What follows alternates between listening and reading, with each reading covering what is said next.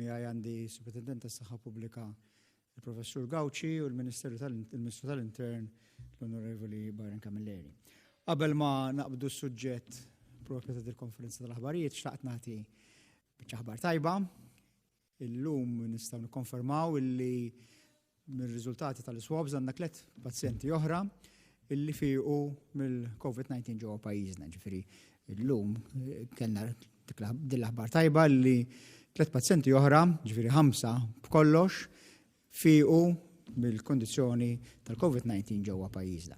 U jidher mill-issa kif qegħdin jiżviluppaw l-affarijiet illi fil-ġranet illi ġejjin ħankunu qegħdin f'pożizzjoni biex nagħtu aktar aħbarijiet tajbin ta' aktar persuni li jkunu qegħdin ifiequ għax issa jidher li għadda biżżejjed żmien minn mindu kellna l-ewwel każijiet f'Malta biex ikun hemm numru ta' persuni kif mistenni illi jibdew ifiequ minn din il-kondizzjoni. Id-dettalji ta' dawn il-3 pazjenti li fiequ tkun tista' aktar tard matul din il-konferenza tal-aħbarijiet ittihomkom il-Superintendent tas-Saħħa Pubblika. Bħalma tafu intkom l-istrateġija tagħna biex nżommu kemm jista' jkun il-mowġa tsunami ta' każijiet ġodda ta' COVID kontrollata ġewwa pajjiżna hija fuq żewġ binarji. L-ewwel binarju dak illi insaħħu kemm nifilħu s-sistema tas-saħħa tagħna, ġifieri nżidu l-faċilitajiet, nżidu l-equipment, nżidu s-sodot, nżidu faċilitajiet ta' ITU, u nitrejnjaw u nħarġu lin-nies tagħna biex nkunu kemm jista' jkun ikollna kemm jista' jkun kapaċità li nfejqu pazjenti. Imma mbagħad probabbilment iżjed importanti wkoll illi il-poplu kollu, kull persuna ġewwa pajjiżna jikkopra u joqgħod għal direttivi li jkun qed joħroġ il-Ministeru tas-Saħħa u s-Superintendent tas-Saħħa Pubblika biex kemm jista' jkun inżommu milli persuni jieħdu il-mikrobu f'salt. U għalhekk il-social distancing li aħna nħajru lin-nies li kemm jista' jkun joqogħdu d-dar joħorġu biss għal dak li huwa essenzjali. U kif ukoll it-testing li qegħdin nagħmlu b'mod aggressiv biex insibu kemm jista' jkun pazjenti li jkunu infettivi, niżulawhom u dawk in-nies ta' madwarhom inżommuhom fi kwarantina biex jekk joħorġilhom il-mikrobu ma jinfettawx lill-oħrajn. Il-kwarantina hija waħda mill-iżjed għodot importanti li għandu l-pajjiż biex jikkontrolla din l-epidemija. Pajjiżi, bliet li rnexxielhom iżommu taħt kontroll għamlu hekk għax in-nies fehmu l-importanza tal-kwarantina, segwuha u fejn kien hemm bżonn ġiet infurzata wkoll. U hekk għamilna f'pajjiżna, kull fejn kellna każijiet li kienu infettivi, iżolajnihom u żammejna n-nies ta' madwarhom fi kwarantina. F'dawn it-3 ijiem bejn il-bieraħ l-ula, il-bieraħ u llum, mit-testing li għamilna sibna cluster ta' nies, grupp ta' nies illi kienu infettati bil-COVID-19 u allura kienu infettivi. U fil-fatt fl-Open Center ta' Ħalfar bejn il-bieraħ l-ula u llum sibnat minn każijiet pożittivi 8 u hemmhekk diġà fl-ewwel ġurnata l-ewwel jumejn meta kien hemm każ wieħed, mbagħad kien hemm it-tieni każ, iżolajna dawk il-każijiet li kienu pożittivi u poġġejna fi kwarantina n-nies li kien hemm kuntatt magħhom. Issa qed jidher anke mill-risk assessment li għamlet u għamlu t-tim ta' Superintendenza tas-Saħħa Pubblika illi hemm possibilità li l-mikrobu inferex anke fost numru ta' nies illi hemm fl-Open Center. U għalhekk illum qegħdin inħabbru din id-deċiżjoni illi b'effett immedjat dawk ir-residenti kollha tal-Open Center ta' Ħalfar ħajintalbu illi jkunu ġo kwarantina għal 14 ġurnata, għal 15, għal 14 ġurnata, biex bekk nkunu nistgħu nħarsu s-saħħa pubblika u kemm jista' jkun nżommu din l-imxija tal-coronavirus milli tkompli tinferex fis-soċjetà Maltija. Dan il-kwarantina qegħdin nagħmluha bl-istess raġunar u bl-istess mod kif għamilna u għadna qegħdin nagħmlu f'kull każ ieħor illi jkollna ġewwa pajjiżna. Ħanagħmlu għaxara minn issa. Dina mhijiex kwistjoni ta' razza, mhijiex kwistjoni ta' kulur, mhijiex kwistjoni ta' reliġjon, hija kwistjoni illi il-coronavirus ma tafx persuna minn oħra, ma tarafx razza minn oħra, imma taffettwa u tinfetta lil kulħadd. U trattament ta' persuna infettata u ta' persuna infettiva trid tkun l-istess għal kulħadd. Aħna kull persuna ikun fejn ikun billi kollu is-sintomi, jkollu l-kondizzjoni tal-coronavirus ħan nittrattawh b'dinjità u ntuħ il-kura medika kollha illi ikun meħtieġ f'kull każ. U f'kull każ ukoll ħan iżolaw dawk il-persuni illi jkunu infettivi u ħanpoġġu fi kwarantina dawk il-persuni l-oħra li jkunu f'kuntatt magħhom. Hekk bdejna nagħmlu mill-bidu, kellna sa issa suċċess u rridu nkomplu nagħmlu l-istess għax inkella jekk taħarbilna sitwazzjoni ma nġibuhiex lura. U għalhekk mill-lum stess b'mod mandatorju dawk il-persuni kollha illi hemm fil-Open Center ta' Ħalfar huma rikjesti illi jagħmlu 14 jum kwarantina. Nerġa' ngħid ma jfissirx li persuni illi jkunu infettivi, illi jkunu infettati, li jkunu morda huma bil-coronavirus anke ġewwa Ħalfar ma ntuhomx il-kura li hemm bżonn. Fil-fatt, ġewwa Ħalfar minn issa stess qed nżidu il-preżenza medika tagħna, ġifieri mhux biss ħajkollna it-tobba, in-nurses, il-healthcare workers tad-Dipartiment tas-Saħħa illi dejjem ħajbqgħu jagħtu l-kura lil dawn il-persuni, imma wkoll biftehim illi għamilna f'dawn il-ġranet għandna wkoll kollaborazzjoni mir-Red Cross Malta illi ħankunu qegħdin inżidu l-preżenza tagħna ta' nies mediċi ġewwa l-Open Center ta' Ħalfar. B'hekk nkunu qegħdin nagħtu l-kura kollha li hemm bżonn il-kull resident illi hemm ġo dan iċ-ċentru. Nerġa' ngħid illi daw il-persuni qegħdin nittrattawhom l-istess mod kif nittrattaw kull persuna oħra illi huwa infettiv u jew jista' jkollu kuntatt ma' persuni infettivi. U l-kura medika kollha ħantuha fi kwalunkwe każ. Daw dettalji ta' dawn it-tminja min-nies Dr. Gawci, Professor Gawci tkun qed tihomna aktar tard matul din il-konferenza tal-aħbarijiet. Ħanitlob issa lill-Ministru tal-Intern, l-Onorevoli Camilleri, biex jitina riżjed dettalji tal-loġistika ta' kif din il-kwarantina mandatorja ħatkun qiegħda isseħħ mill-lum stess ġewwa l-Open Center ta' Ħalfar. Grazzi, Deputat Prim Ministru. Ħanibda b'dikjarazzjoni ċara ħafna. Bħala gvern mhux se nħallu xejn illi jipperikola il-ħidma tajba ħafna li qed issir mill-awtoritajiet tagħna kontra it-tixrid ta' dan il-virus, il-COVID-19. U allura bħala gvern għandna l-obbligu illi nieħdu id-deċiżjonijiet f'waqthom u anke nikkomunikawhom f'waqthom ukoll.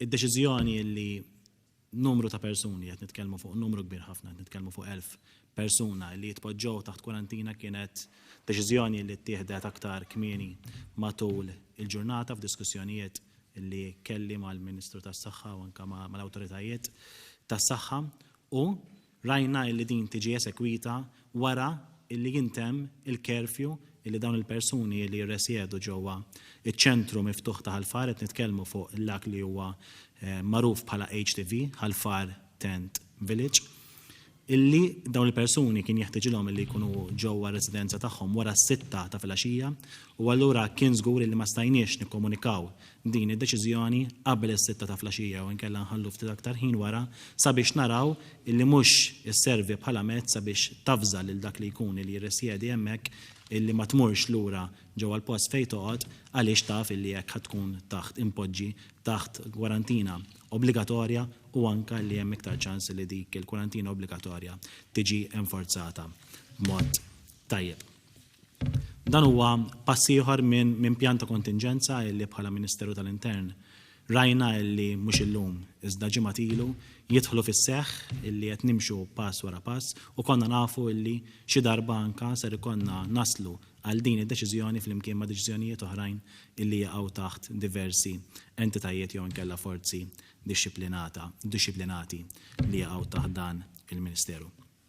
Fl-ewwel parti minn dan il-pjan ta' kontingenza tajna kemm jista' jkun informazzjoni anka bl-għajnuna tal-UNHCR, anka bl-għajnuna tal-leaders tal-komunitajiet daw il-persuni li huma immigranti barranin ġewwa pajjiżna, anka permezz tal-lingwa tagħhom, nerġa' ngħid bl-għajnuna anka tal-UNHCR, u anka rajna illi jinqata' kwalunkwe kuntatt ġewwa dan l-Open Center. U allura fl-aħħar jiem kważi ġimgħat issa ma kienx anka permessibbli illi persuni oħra ħlief dawk illi jaħdmu fuq il-post li joffru s-servizz tagħhom illi jidħlu jagħtu anke servizz lil dawn ir-residenti. Kif qal tajjeb id-Deputat Prim Ministru, bħala Ministeru ftit tal-ġimgħatilu tħanna ftehim mal-għaqda tas-Salib l-Aħmar illi issa diġà ilu madwar 3 jew 4 ijiem illi beda jopera klinika jew sptar żgħir ġewwa din il-faċilità fejn qed naraw illi dawk kollha illi jkollhom bżonn l-assistenza medika jirċivuha fuq il-post. U allura naraw illi anka innaqsu xi ftit il-pressure kbira illi hemm u sar jkompli jkun hemm fuq is-servizz tas-saħħa tagħna. Kull persuna illi instab pożittiv fl-aħħar jiem dawk illi semma id-Deputat Prim Ministru ġie segregat mill-bqija. U allura ġewwa l-Open Center illum hemm persuni li għandhom l-obbligu issa anke bordni tas-Superintendent tas-Saħħa Pubblika li għandhom l-obbligu ta' kwarantina, iżda dawk li instabu pożittivi wara li ttieħdu t-testijiet li kien hemm bżonn anke ġew segregati mill-bqija tal-grupp u anke din jirċievu trattament mediku mit-tobba tagħna. Nieħu l-opportunità għaldaqstant biex nirringrazzja lil ħaddiema kollha mhux biss tal-AWAS iżda tal-forzi dixxiplinati tagħna illi qed jagħmluha possibbli illi bqajna nagħtu servizz lil dawn il-persuni skont l-obbligi tagħna u anke naraw illi jittieħdu l-miżuri kollha sabiex dan il-virus ma jkomplix jinxtered. Però issa minn issa l-qudiem la darba hemm din l-ordni tas-Superintendent tas-Saħħa Pubblika l-obbligu tagħna hija li jkun hemm l-infurzar tal-kwarantina. L-infurzar tal-kwarantina hija bħal kull persuna oħra illi sa issa ingħata ordni ta' kwarantina li rajna illi l-forzi dixxiplinati tagħna anke nforzaw dik il-kwarantina b'mod tajjeb ħafna matul l-aħħar ġimgħat u matul l-aħħar jiem, però issa ħajkun hemm numru kbir ta' nies illi se jitpoġġew f'daqqa taħt kwarantina u allura l-pressure fuq il-forzi tal-ordni tagħna qed ikompli jikber, però illi propju mill-minuti illi għaddew dawn il-forzi tal-ordni diġà jinsabu fuq il-post bħalissa qed tiġi komunikata din id-deċiżjoni lill-residenti taċ-ċentru miftuħ innifsu u anke l-forzi tal-ordni jinsabu fuq il-post tal-ċentru miftuħ u il-madwar sabiex jaraw illi dan l-obbligu ta' kwarantina ikun jista' jinżamm.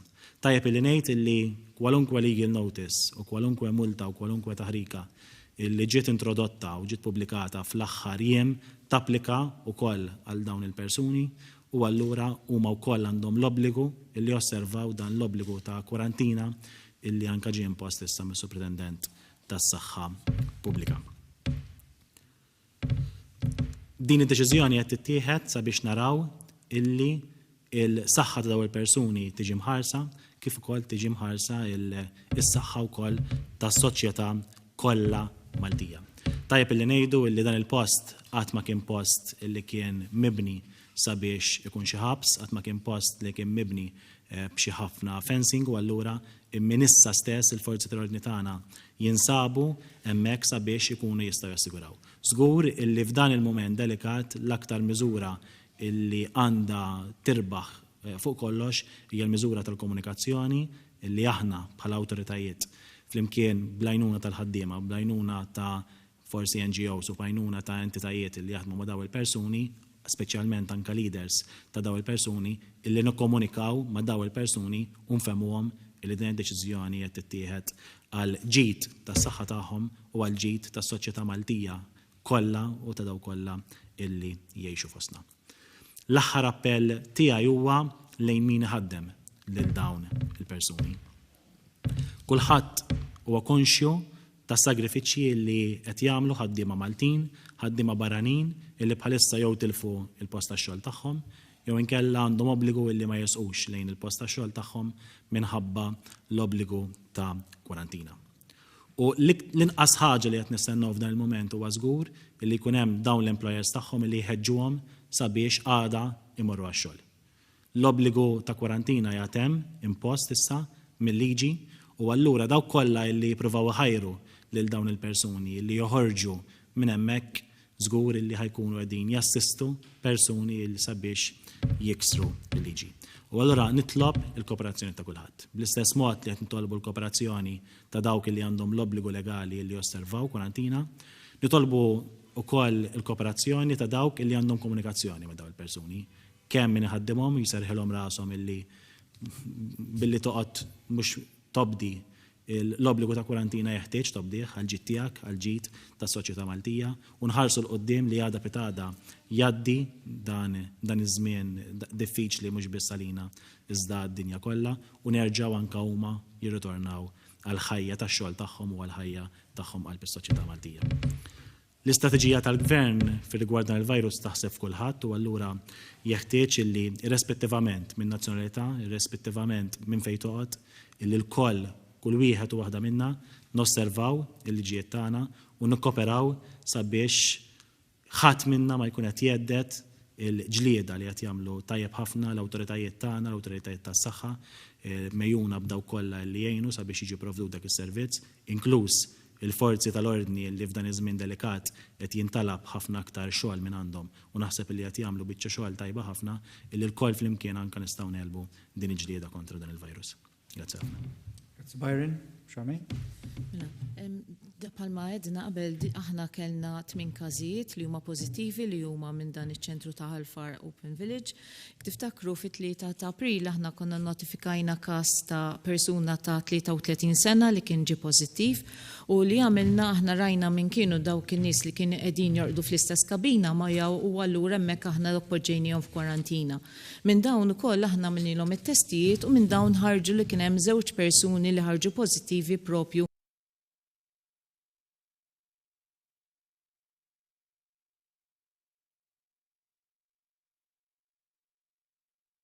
li dan ukoll huwa residenti f'dan iċ-ċentru u wkoll l-istess aħna poġġejna f'kwarantina n-nies li kienu qegħdin ikunu jorqdu mal-istess persuna għaliex hemmhekk inti tara li għandek kuntatt li huwa fit-tul allura hemm iktar riskju. U minn dawn in-nies aħna ħarġuna pożittivi 2 oħra, jiġifieri dawn huma 4 minn dawk il-każijiet li aħna kellna pożittivi li huma ġodda. Barra minn hekk, però aħna sibna wkoll li waqt li konna qed nagħmlu investigazzjoni f'dan iċ-ċentru sibna li kien hemm persuna ieħor ta' 31 sena li beda juri bedu ta' sintomi u hemmhekk aħna għamilnilu t-test u dan ukoll ħareġ pożittiv. Propju llum ukoll wieħed mill-każijiet li aħna konna qegħdin insegwuh ukoll f'Mater Day, aħna rajna li dal-persuna wkoll ħareġ li huwa pożittiv u allura issa hekk għandna 8 każijiet. Mir-risk assessment li għamilna aħna hemmhekk qed juri biċ-ċar li inti f'dan il-post għandek nies li jkunu f'riskju mhux nies dawk in-nies li jkunu qegħdin jorqdu fl-istess kabina mal-persuna, imma pers li inti jkollok dawn in-nies li jkunu qegħdin jitħaltu minn nies oħrajn, il-potenzjal li jkollok iċ-ċentru kollha li jkunu f'riskju qiegħed hemmhekk. U dak huwa li ħareġ ċar mir-risk assessment li aħna għamilna matul il-ġurnata tal-lum.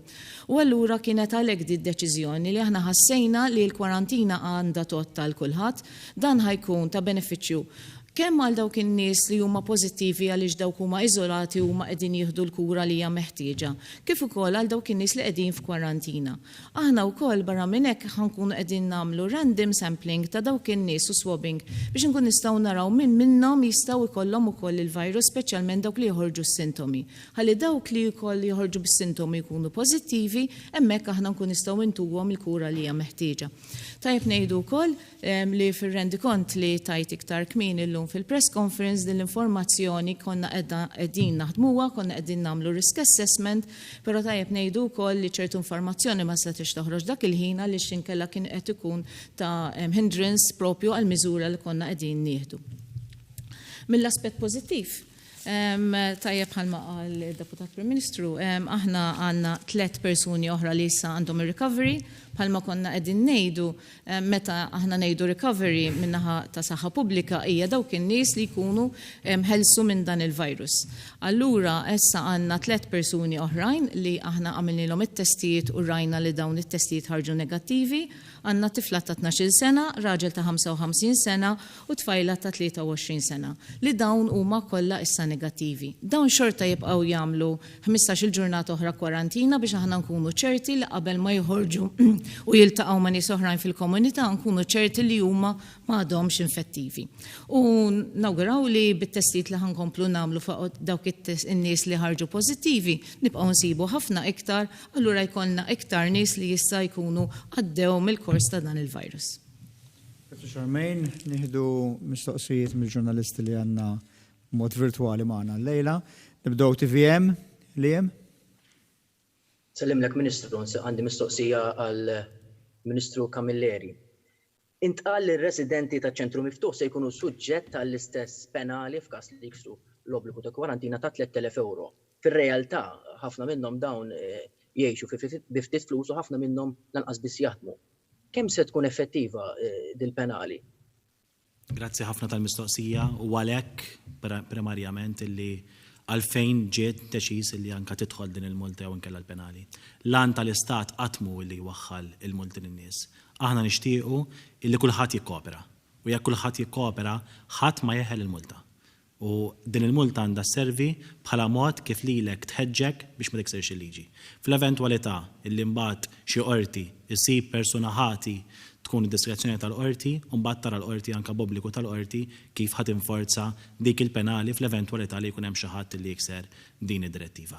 L-ideali u dak li nixtiequ aħna hija li kulħadd jikkopera f'dan il-pajjiż u ma jkunx hemm il-bżonn illi ħadd la Malti u laqas barrani illi jingħata l-multa għaliex bekk verament ikunu qegħdin nibżgħu għal xulxin. Grazzi, qed nara l-Kurt, Multa Today.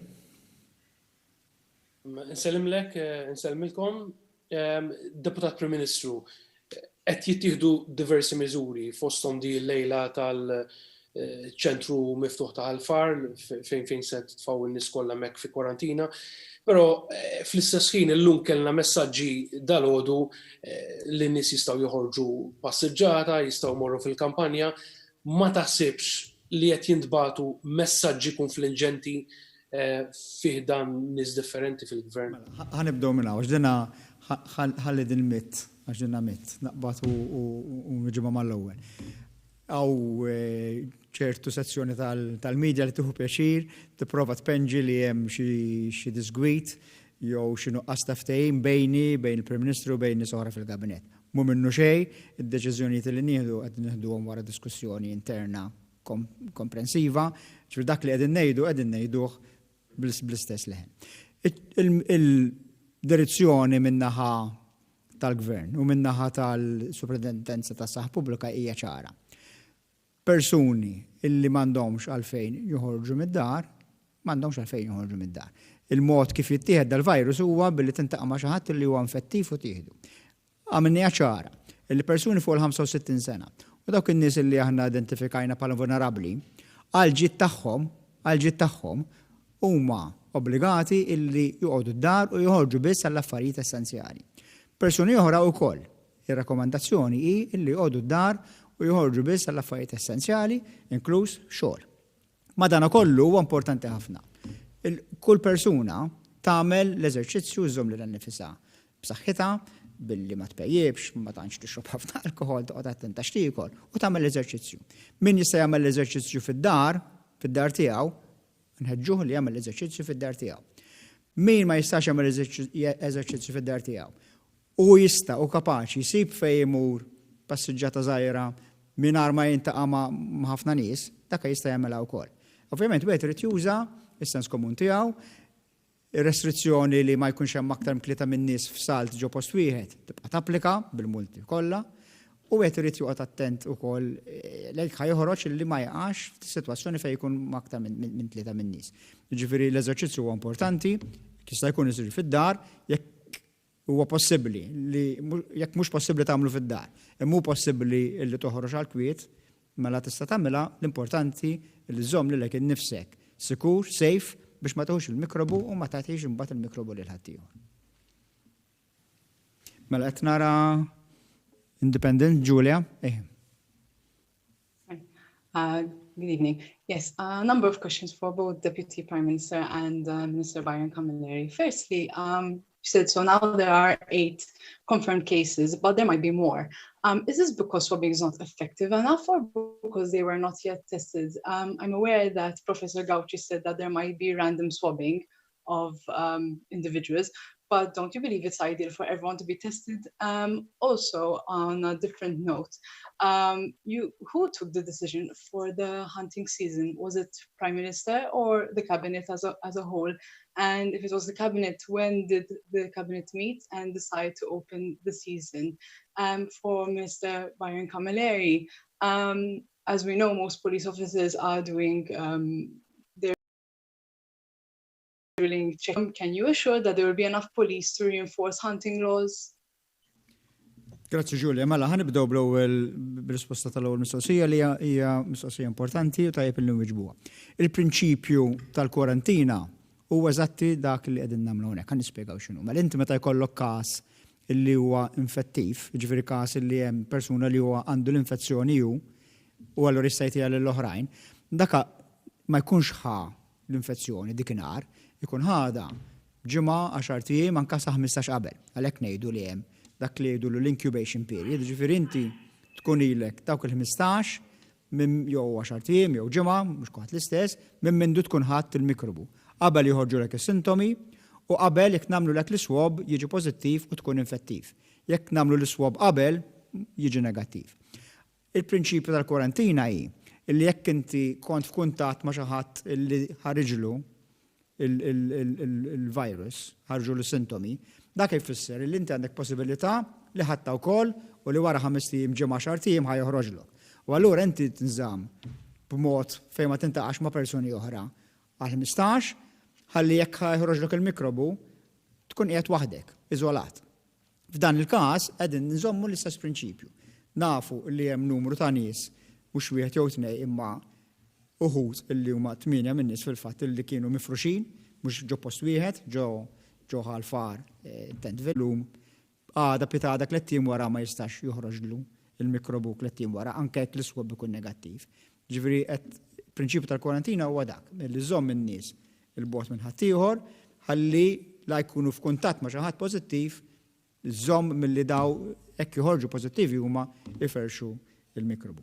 Rigward l-istaġun tal-kaċċa deka bħalma taf inti Ġulja deka kienet deċiżjoni tal-Ornis, mhijiex kwistjoni ta' min ħaj joħroġ għall-kaċċa għandu l-iskuża li jikser xi regolament milli qed tagħmel is-Superintendent tas-Saħħa Pubblika, dawk ir-regolamenti jgħoddu għal kulħadd, inti x'kaċċatur jew le.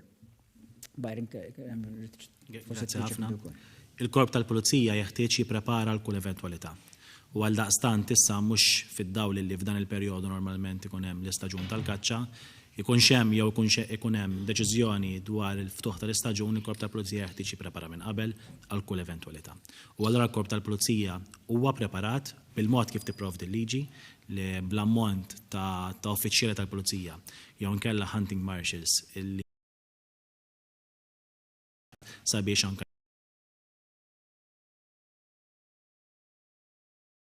ser jagħtu każ biss l-offiżi marbuta mal-kaċċa, iżda anke ħajjenforzaw illi dawk il-persuni li mhux suppost ħarġu għaliex il-liċenzja tagħhom ġiet irtirata minħabba deċiżjoni tas Superintendent tas-Saħħa Pubblika ma joħorġux jikkaċċjaw regoli oħrajn bħal pereżempju ma jistax ikun hemm aktar minn 3 persuni ġewwa spazju pubbliku u allura jekk ikun hemm kaċċaturi li jingħaqdu fi gruppi u jikkaċċjaw fi gruppi dawn ser jiġu mħarka filwaqt li ħajaraw illi ma jsirux abbużi f'dawn it-3 ġimgħat illi fihom ser ikun miftuħ l-istaġun tal-kaċċa.